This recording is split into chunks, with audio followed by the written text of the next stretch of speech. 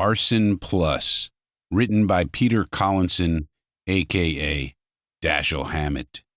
This is a detective story you'll have a hard time solving before the end.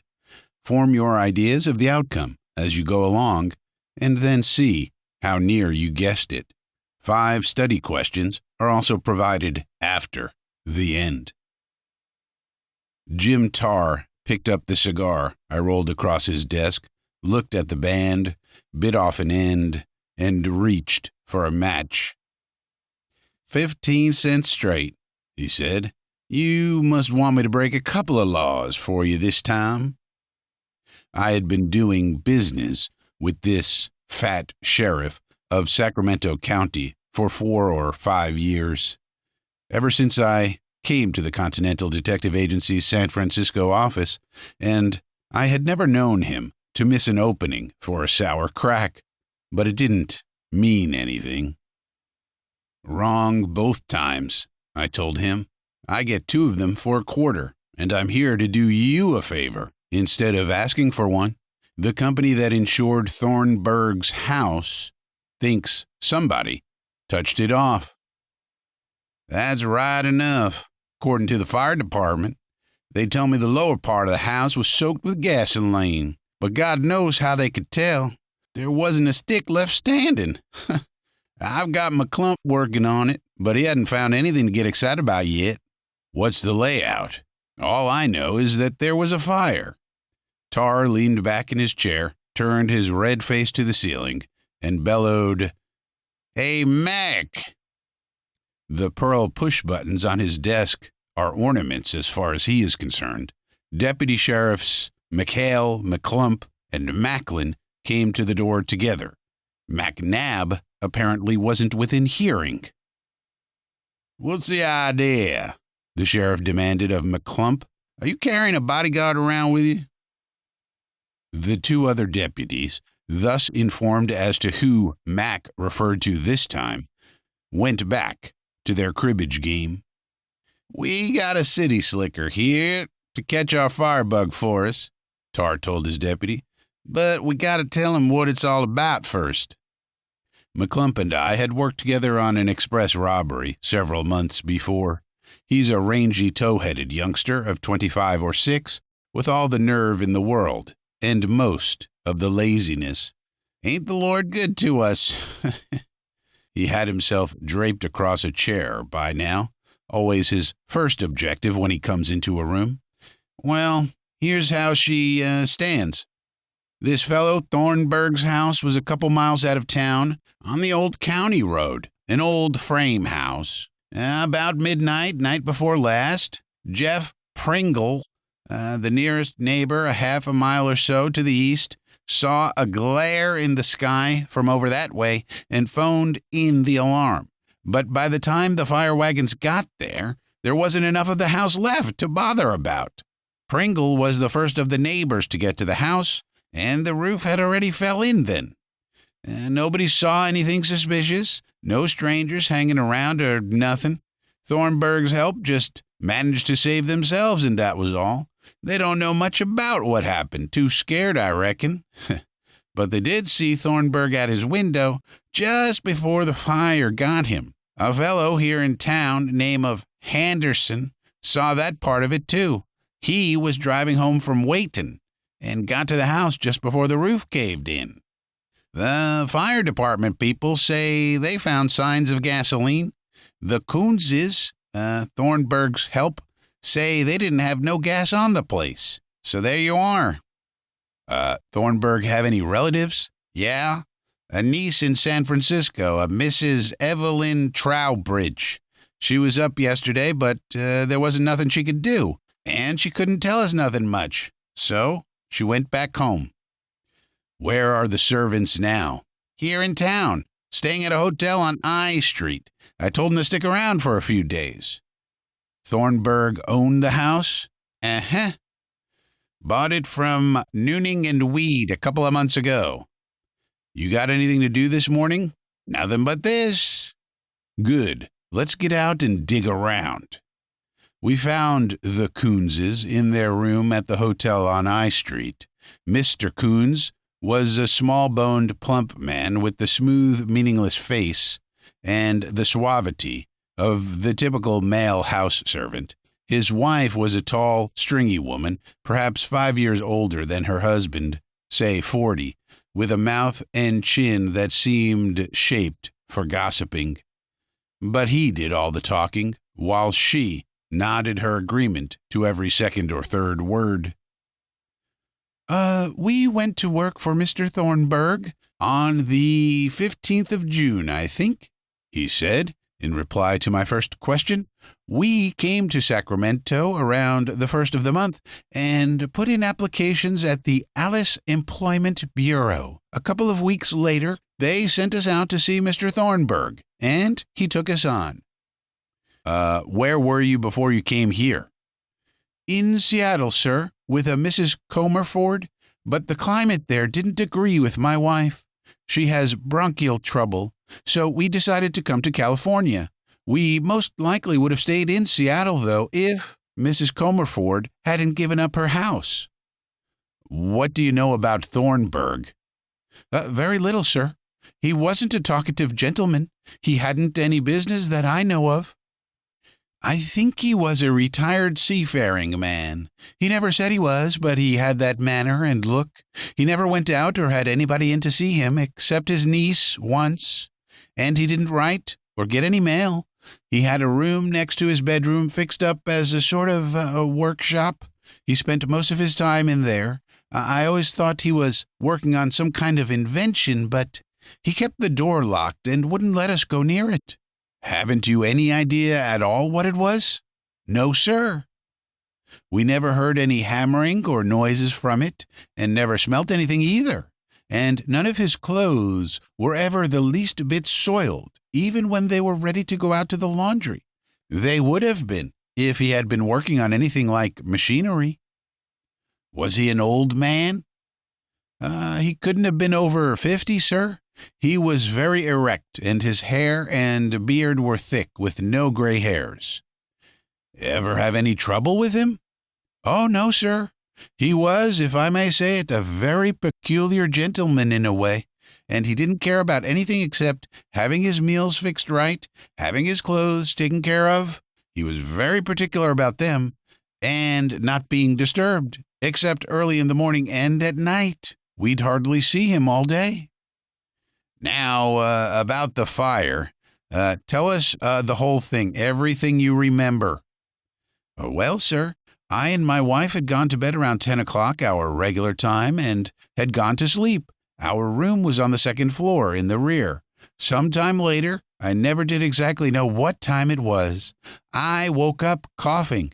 The room was all full of smoke, and my wife was sort of strangling. I jumped up and dragged her down the back stairs and out the back door, not thinking of anything but getting her out of there. When I had her safe in the yard, I thought of Mr. Thornburg and tried to get back in the house, but the whole first floor was just flames. I ran around front then to see if he got out, but didn't see anything of him. The whole yard was as light as day by then. Then I heard him scream. A horrible scream, sir. I can hear it yet. And I looked up at his window, that was the front second-story room, and saw him there, trying to get out the window.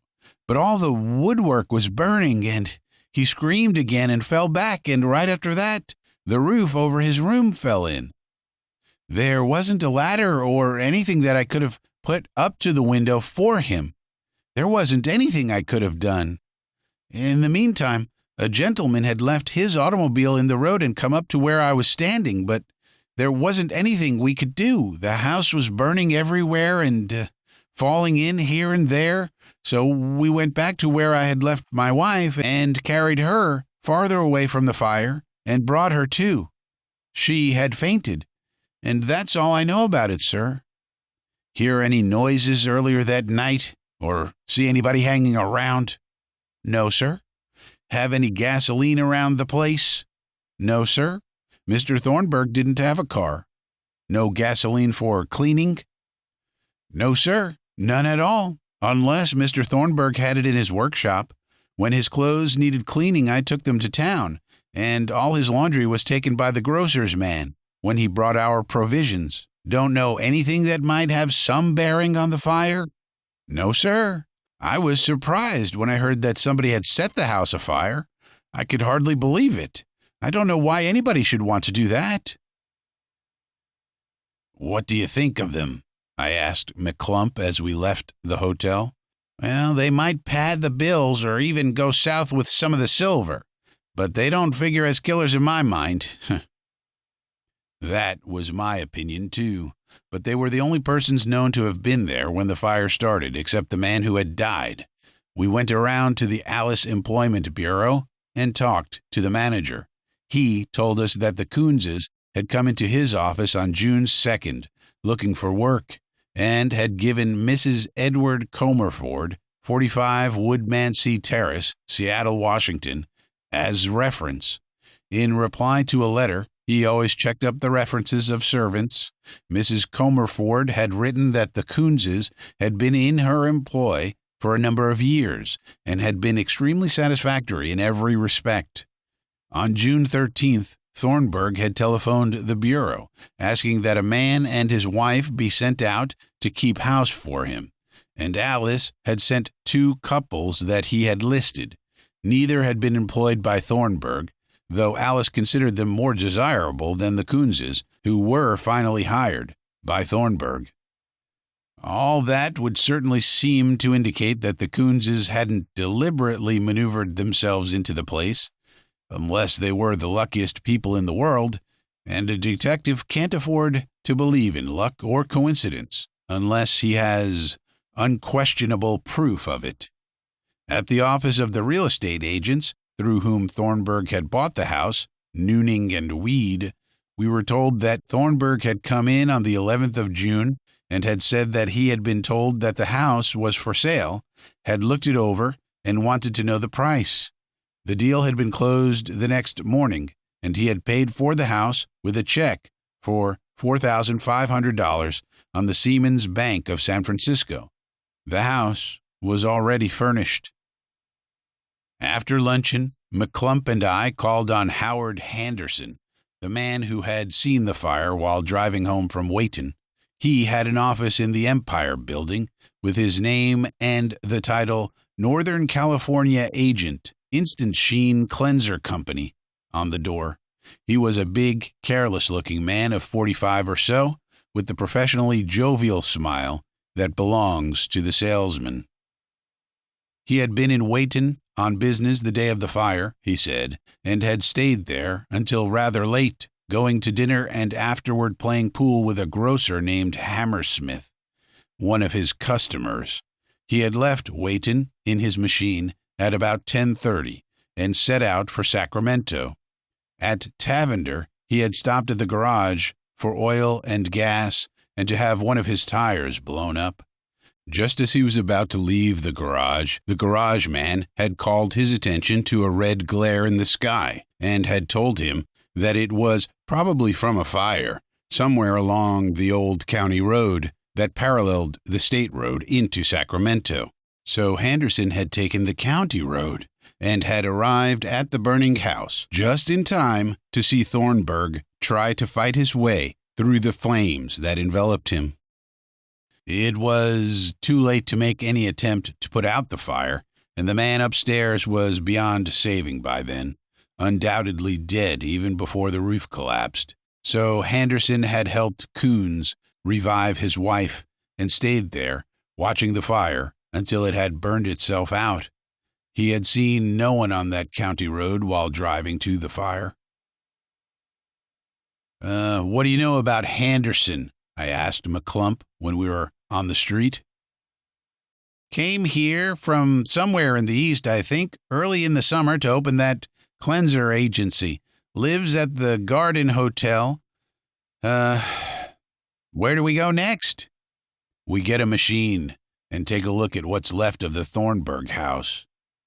An enterprising incendiary couldn't have found a lovelier spot in which to turn himself loose if he looked the whole county over. Tree-topped hills hid it from the rest of the world on 3 sides, while away from the 4th, an uninhabited plain rolled down to the river. The county road that passed the front gate was shunned by automobiles, so McClump said, in favor of the state highway to the north.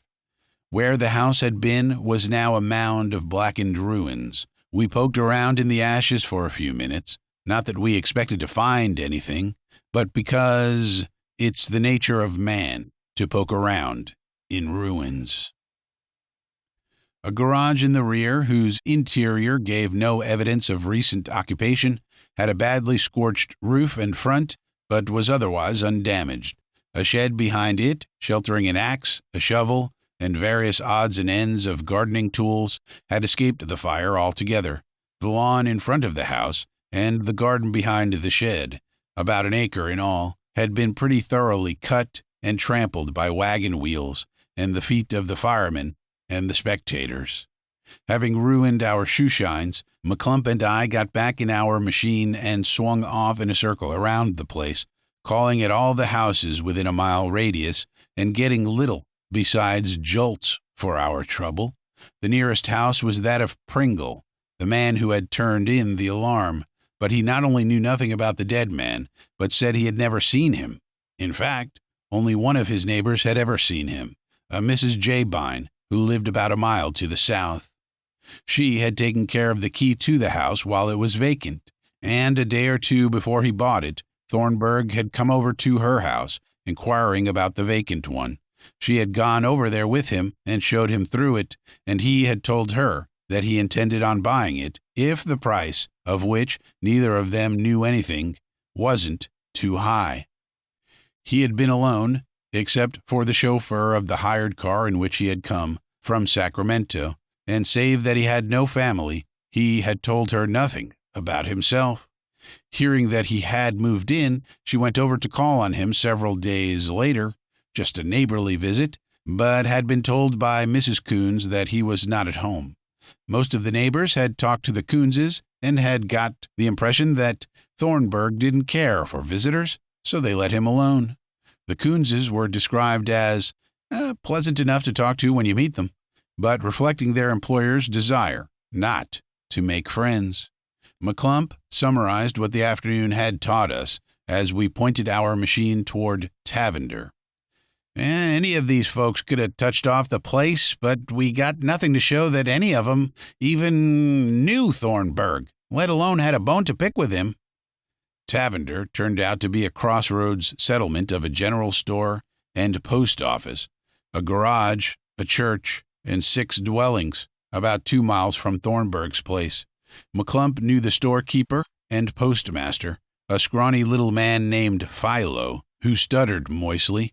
"I never saw Thornburg," he said, "and I never had any mail for him.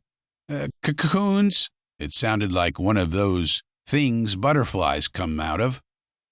"He used to come in once a week to order groceries. They didn't have a phone. He used to walk in, and I'd send the stuff over in my car. Then I'd see him once in a while, waiting for the stage to Sacramento." "Who drove the stuff out to Thornburg's?" My boy. Wanted to talk to him." The boy was a juvenile edition of the old man, but without the stutter. He had never seen Thornburg on any of his visits, but his business had taken him only as far as the kitchen. He hadn't noticed anything peculiar about the place. "Who's the night man at the garage?" I asked him, after we had listened to the little he had to tell. Billy Luce. I think you can catch him there now. I saw him go in a few minutes ago." We crossed the road and found Luce.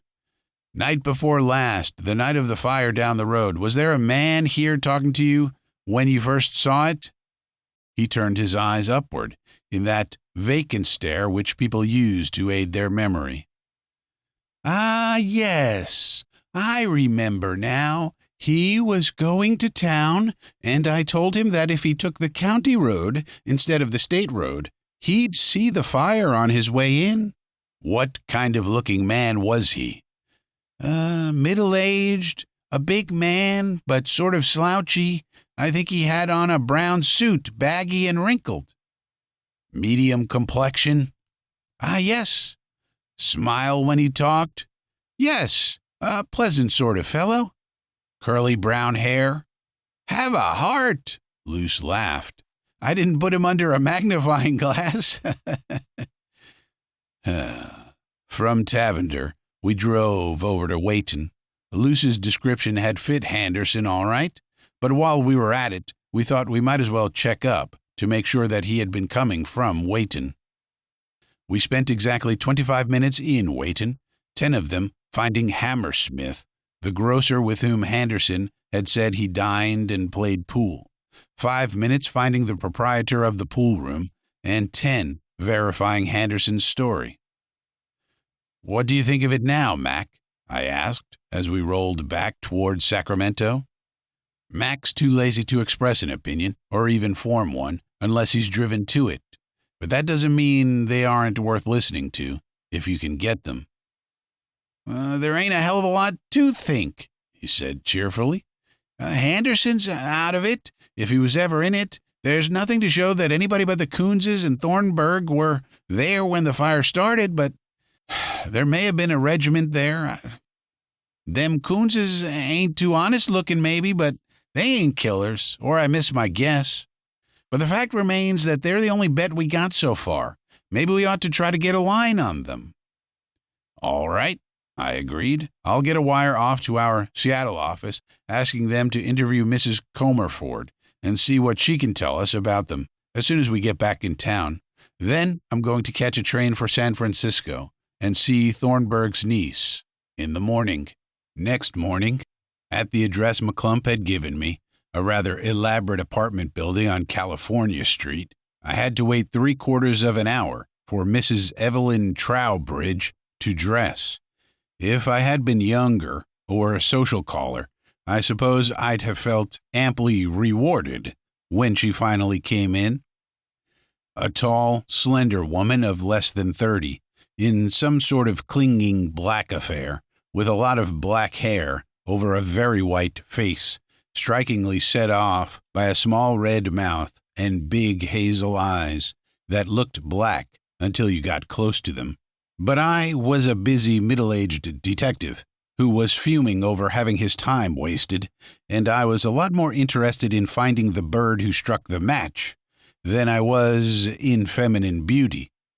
However, I smothered my grouch, apologized for disturbing her at such an early hour, and got down to business. I want you to tell me all you know about your uncle, his family, friends, enemies, business connections, everything. I had scribbled on the back of the card I had sent in to her what my business was. He hadn't any family, she said, unless I might be it. He was my mother's brother, and I am the only one of that family now living. Where was he born? Here in San Francisco. I don't know the date, but he was about 50 years old, I think. 3 years older than my mother. What was his business? He went to sea when he was a boy, and, so far as I know, always followed it until a few months ago. Captain? I don't know. Sometimes I wouldn't see or hear from him for several years, and he never talked about what he was doing, though he would mention some of the places he had visited: Rio de Janeiro, Madagascar, Tobago, Christiania. Then, about 3 months ago, sometime in May, he came here and told me that he was through with wandering, that he was going to take a house in some quiet place where he could work undisturbed on an invention in which he was interested. He lived at the Francisco Hotel while he was in San Francisco. After a couple of weeks, he suddenly disappeared. And then, about a month ago, I received a telegram from him asking me to come to see him at his house near Sacramento. I went up the very next day, and I thought that he was acting very queerly. He seemed very excited over something. He gave me a will that he had just drawn up, and some life insurance policies in which I was the beneficiary.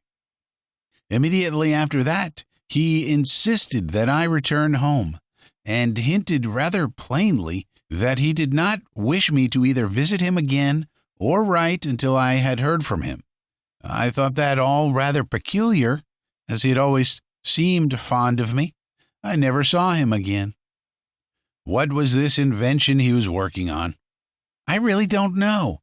I asked him once, but he became so excited, even suspicious, that I changed the subject and never mentioned it again.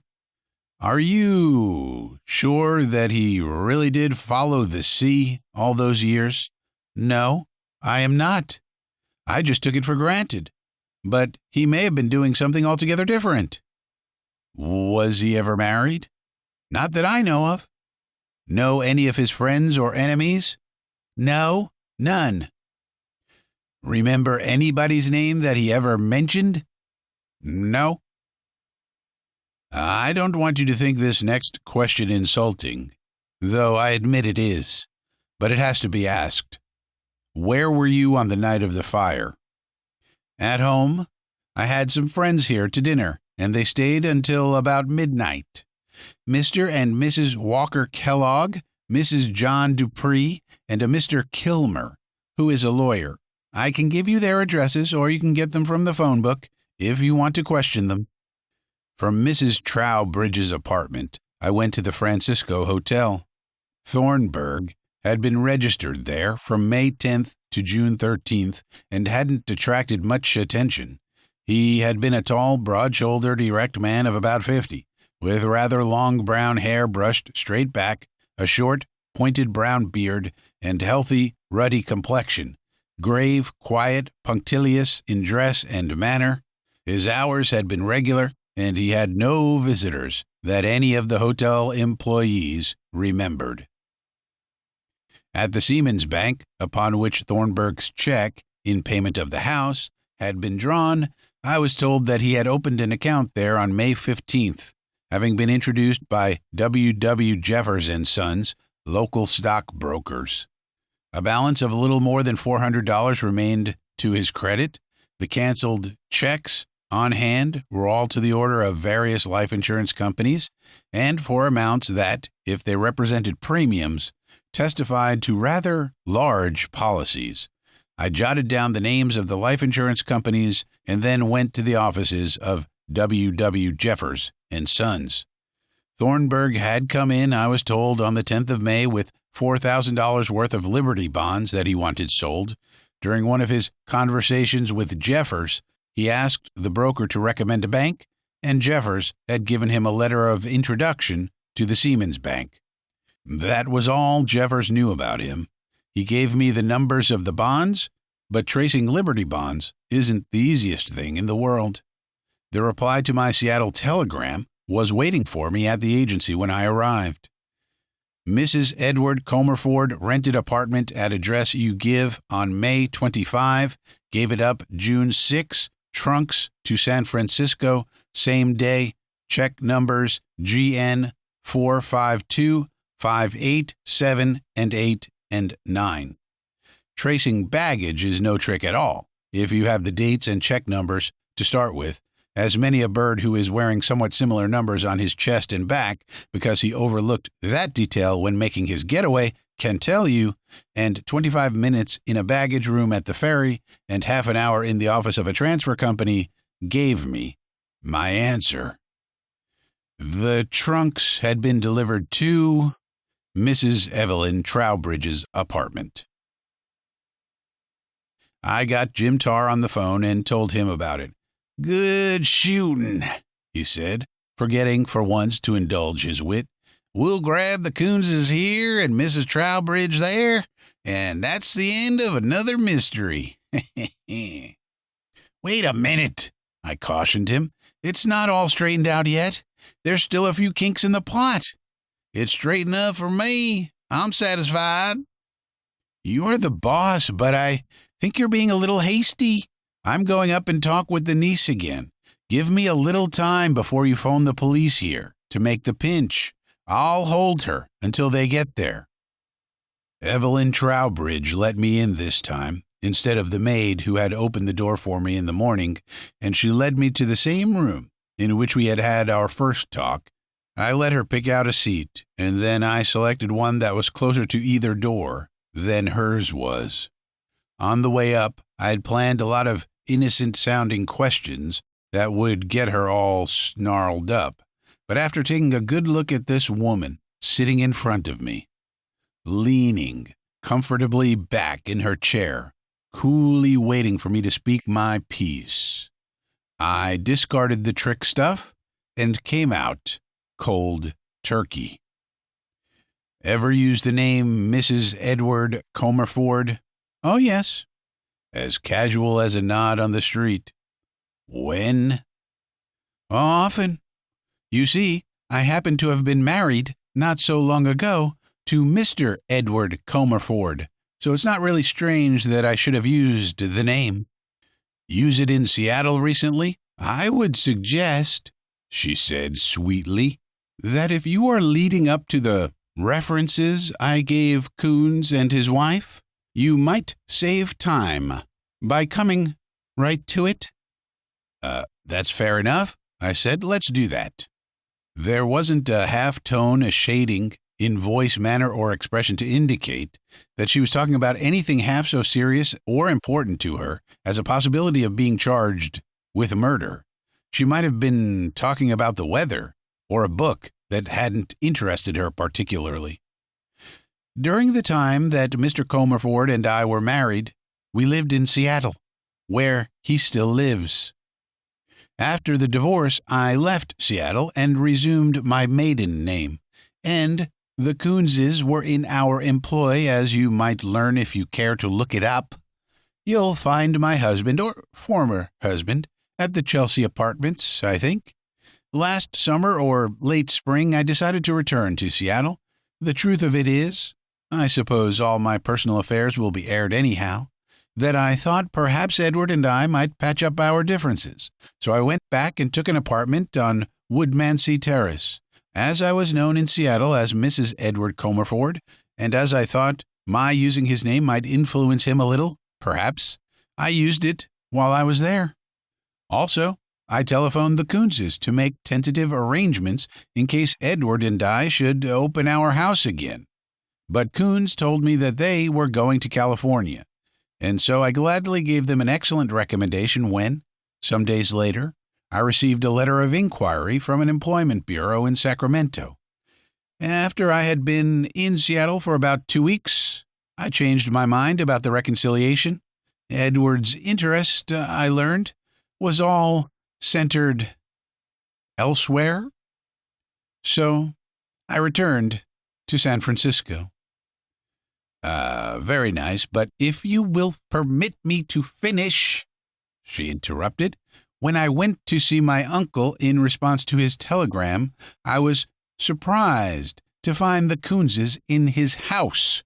Knowing my uncle's peculiarities and finding them now increased, and remembering his extreme secretiveness about his mysterious invention, I cautioned the Coonses not to tell him that they had been in my employ. He certainly would have discharged them, and just as certainly would have quarreled with me. He would have thought that I was having him spied upon. Then, when Coons telephoned me after the fire, I knew that to admit the Coonses had been formerly in my employ would, in view of the fact that I was my uncle's heir, cast suspicion on all three of us. So we foolishly agreed to say nothing about it and carry on the deception. That didn't sound all wrong, but it didn't sound all right. I wished Tar had taken it easier and let us get a better line on these people before having them thrown in the coop. The coincidence of the Coonses stumbling into my uncle's house is, I fancy, too much for your detecting instincts, she went on, as I didn't say anything. Am I to consider myself under arrest? I'm beginning to like this girl. She's a nice, cool piece of work. Not yet, I told her, but I'm afraid it's going to happen pretty soon. She smiled a little mocking smile at that, and another when the doorbell rang. It was O'Hara from police headquarters. We turned the apartment upside down and inside out, but didn't find anything of importance except the will she had told me about, dated July 8th, and her uncle's life insurance policies. They were all dated between May 15th and June 10th and added up to a little more than $200,000. I spent an hour grilling the maid after O'Hara had taken Evelyn Trowbridge away, but she didn't know any more than I did. However, between her, the janitor, the manager of the apartments, and the names Mrs. Trowbridge had given me, I learned that she had really been entertaining friends on the night of the fire, until after 11 o'clock anyway, and that was late enough. Half an hour later, I was riding the short line back to Sacramento. I was getting to be one of the line's best customers, and my anatomy was on bouncing terms with every bump in the road. And the bumps, as Rubberhead Davis used to say about the flies and mosquitoes in Alberta in summer, is freely plentiful. Between bumps, I tried to fit the pieces of this Thornburg puzzle together. The niece and the Coonses fit in somewhere, but not just where we had them. We had been working on the job sort of lopsided, but it was the best we could do with it. In the beginning, we had turned to the Coonses and Evelyn Trowbridge because there was no other direction to go, and now we had something on them. But a good lawyer could make hash of our case against them. The Coonses were in the county jail when I got to Sacramento. After some questioning, they admitted their connection with the niece and had come through with stories that matched hers in every detail. Tar, McClump, and I sat around the sheriff's desk and argued. "Those yarns are pipe dreams," the sheriff said. "We got all three of them cold, and there's nothing else to it. They're as good as convicted of murder." McClump grinned derisively at his superior and then turned to me. "Go on. You tell him about the holes in his little case. He ain't your boss and can't take it out on you later for being smarter than he is." Tar glared from one of us to the other. "Spill it, you wise guys," he ordered.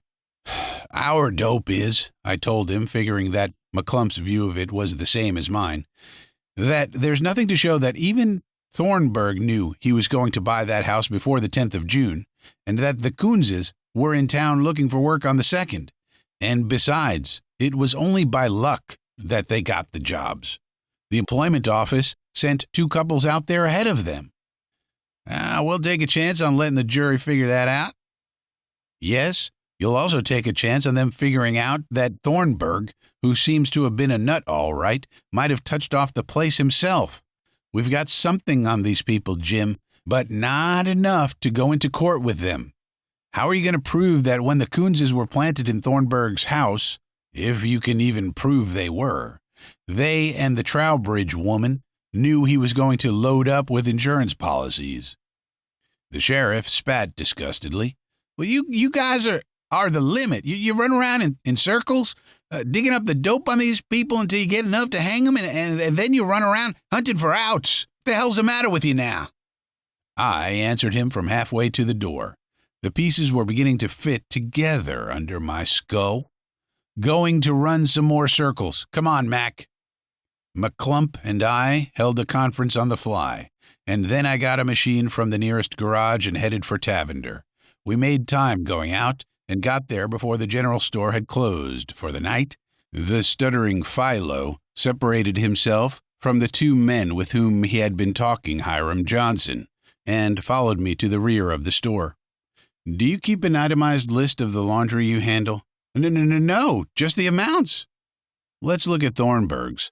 He produced a begrimed and rumpled account book, and we picked out the weekly items I wanted: $2.60, $3.10, $2.25, and so on. "Got the last batch of laundry here?" "Yes," he said. "It just came out from the city today." I tore open the bundle. Some sheets, pillowcases, tablecloths, towels, napkins, some feminine clothing, some shirts, collars, underwear, socks that were unmistakably Coonses. I thanked Philo while running back to my machine. Back in Sacramento again, McClump was waiting for me at the garage where I had hired the car. "Registered at the hotel on June 15th, rented the office on the 16th. I think he's in the hotel now," he greeted me. We hurried around the block to the Garden Hotel. "Oh, Mr. Henderson went out a minute or two ago," the night clerk told us. He seemed to be in a hurry. Know where he keeps his car? In the hotel garage around the corner. We were within 2 pavements of the garage when Henderson's automobile shot out and turned up the street. "Oh, Mr. Henderson!" I cried, trying to keep my voice level and smooth. He stepped on the gas and streaked away from us. "Want him?" McClump asked, and at my nod, stopped a passing roadster by the simple expedient of stepping in front of it. We climbed aboard. McClump flashed his star at the bewildered driver and pointed out Henderson's dwindling tail light. After he had persuaded himself that he wasn't being boarded by a couple of bandits, the commandeered driver did his best, and we picked up Henderson's tail light after 2 or 3 turnings and closed in on him, though his machine was going at a good clip. By the time we reached the outskirts of the city, we had crawled up to within safe shooting distance, and I sent a bullet over the fleeing man's head. Thus encouraged, he managed to get a little more speed out of his car, but we were definitely overhauling him now. Just at the wrong minute, Henderson decided to look over his shoulder at us. An unevenness in the road twisted his wheels. His machine swayed, skidded, went over on its side. Almost immediately, from the heart of the tangle, came a flash, and a bullet moaned past my ear. Another. And then, while I was still hunting for something to shoot at in the pile of junk we were drawing down upon, McClump's ancient and battered revolver roared in my other ear. Henderson was dead when we got to him. McClump's bullet had taken him over one eye. McClump spoke to me over the dead body. "I ain't an inquisitive sort of fellow, but I hope you don't mind telling me why I shot this lad." "Because he was Thornburg." He didn't say anything for about 5 minutes. Then, I reckon that's right. How'd you guess it?" We were sitting beside the wreckage now, waiting for the police that we had sent our commandeered chauffeur to phone for. "He had to be," I said, "when you think it all over. Funny we didn't hit on it before. All that stuff we were told about Thornburg had a fishy sound. Whiskers and an unknown profession, immaculate and working on a mysterious invention, very secretive and born in San Francisco, where the fire wiped out all the old records, just the sort of fake that could be cooked up easily. Then nobody but the Coonses, Evelyn Trowbridge, and Henderson ever saw him, except between the 10th of May and the middle of June, when he bought the house. The Coonses and the Trowbridge woman were tied up together in this affair somehow, we knew, so that left only Henderson to consider. You had told me he came to Sacramento sometime early this summer, and the dates you got tonight show that he didn't come until after Thornburg had bought his house. All right, now compare Henderson with the descriptions we got of Thornburg. Both are about the same size and age, and with the same color hair. The differences are all the things that can be manufactured: clothes, a little sunburn, and a month's growth of beard, along with a little acting, would do the trick. Tonight, I went out to Tavender and took a look at that last batch of laundry, and there wasn't any that didn't fit the Coonses, and none of the bills all the way back were large enough for Thornburg to have been as careful about his clothes as we were told he was. It must be great to be a detective. McClump grinned as the police ambulance came up and began disgorging policemen. I reckon somebody must have tipped Henderson off that I was asking about him this evening. And then, regretfully, so we ain't gonna hang them folks for murder after all? No. But we oughtn't have any trouble convicting them of arson, plus conspiracy to defraud, and anything else that the prosecuting attorney can think up. The end. Here are 5 study questions that may help you have a deeper understanding of the story. 1. Genre and style. How does Hammett's use of hard-boiled detective style in Arson Plus differ from the more traditional detective stories of the same era, such as those by Arthur Conan Doyle or Agatha Christie? 2. Characterization. What do we learn about the Continental Op's character through his narration, and how does his personality influence the way the story unfolds?